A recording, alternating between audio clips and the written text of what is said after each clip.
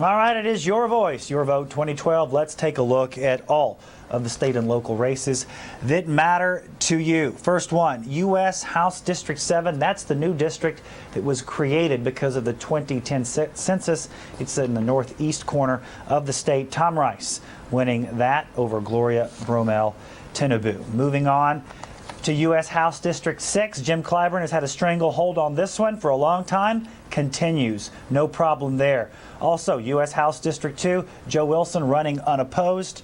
He, of course, having no problems. Now let's go to the State House. State House in the background. State House elections right here in the foreground. State House District 75. Joe McCulloch beats Kirkman Finley. Kirkman Finley, you may remember, lost his bid to become the mayor of Columbia 2 years ago.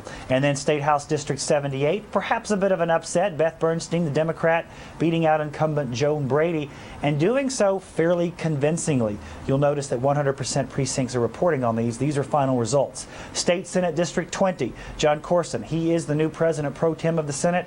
He holds on to his spot, again with a convincing win over Robert Reichert and Scott West, the Green Party candidate. State Senate District 23, another upset. Jake Knotts, the Republican incumbent, losing to Katrina Shealy, who was a petition candidate. And you also notice, again, the victory margin, very large here. Of course, Jake Knotts had been in controversy for a while for comments that he had made about Nikki Haley and others. Let's go to State Senate District 26. Nikki Setzler, the Democrat. He is the incumbent, and he holds on easily to his seat as well.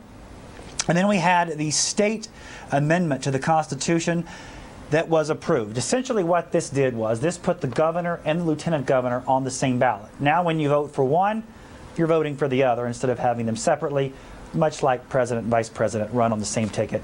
That was approved. Here in Richland County, of course, the penny sales tax, that was a big issue. Looks as though this will pass. Right here we have 52% of precincts reporting. We've heard that more precincts now have come in, and the yes votes have increased more than the no votes. So it looks as though that penny sales tax will pass, though not all the votes have come in yet. And finally, the president, Mitt Romney, of course, wins in South Carolina, topping 1 million votes to Barack Obama's 780,000 votes. On a national level, of course, Barack Obama has been reelected president. He passed the 270 electoral vote mark by winning the battleground states of Ohio and Virginia. So far, Florida remains undecided.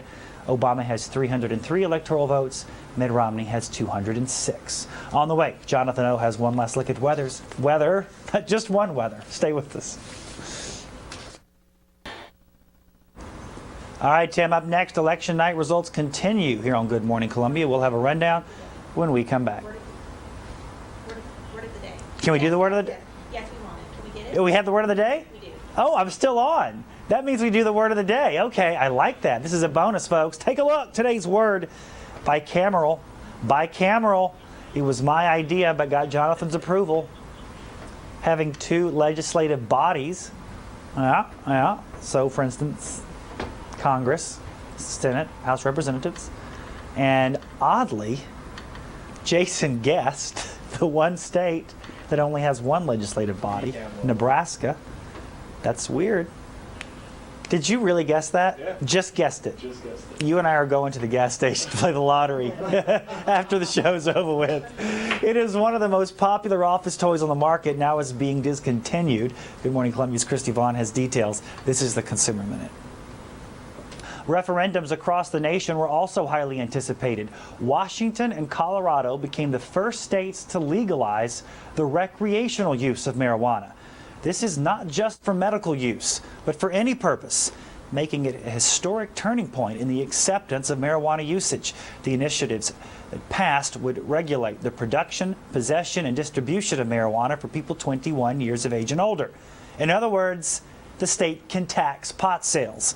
The feds have said they will crack down hard on such recreational usage since pot is still illegal on a federal level.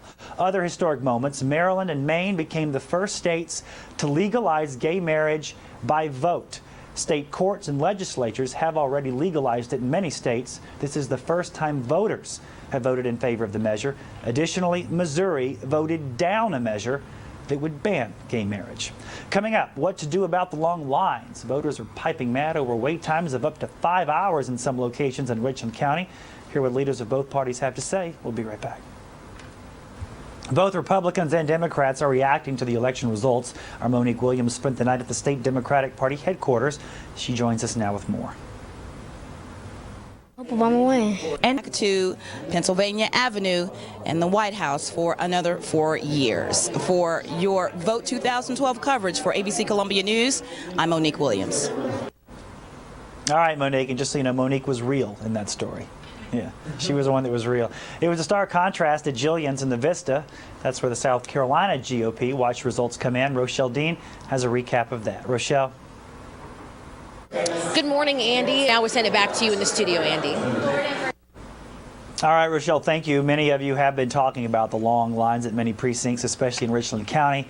When we aired our 11 p.m. newscast, there were still people waiting in line to vote at some locations. Remember, the polls closed at 7. We're hearing reports of broken machines, but mainly just not enough of them. This is video from Ward 25 precinct at Kilburn Park Baptist Church. People waited in line there, they say, for nearly 3 hours. A South Carolina Election Commission spokesperson says voter turnout was, quote, extraordinary and is expected to reach a new record. Rochelle just told us what GOP Chairman Chad Connolly had to say about the long lines. We also heard from State Democratic Chairman Dick Harpootlian, who says that machines aren't adequately distributed among the precincts. No surprise here, the election dominated social media. Up next, the most popular words on Facebook. Stay with us. President Obama won the election. He also seems to be winning when it comes to social media buzzwords. Over the past 12 hours, the 10 most popular words on Facebook, all of them are political. The top 5 being ballot, Romney, election, Obama, and the word vote taking the top spot. Oh, I got a toss, don't I? I was just like looking. I was like, I don't know what to do now. So we're going to just turn things over to John. Jonathan actually ranked 6th. Jonathan O was the 6th most common term on Facebook. Hey, bud. I'm popular.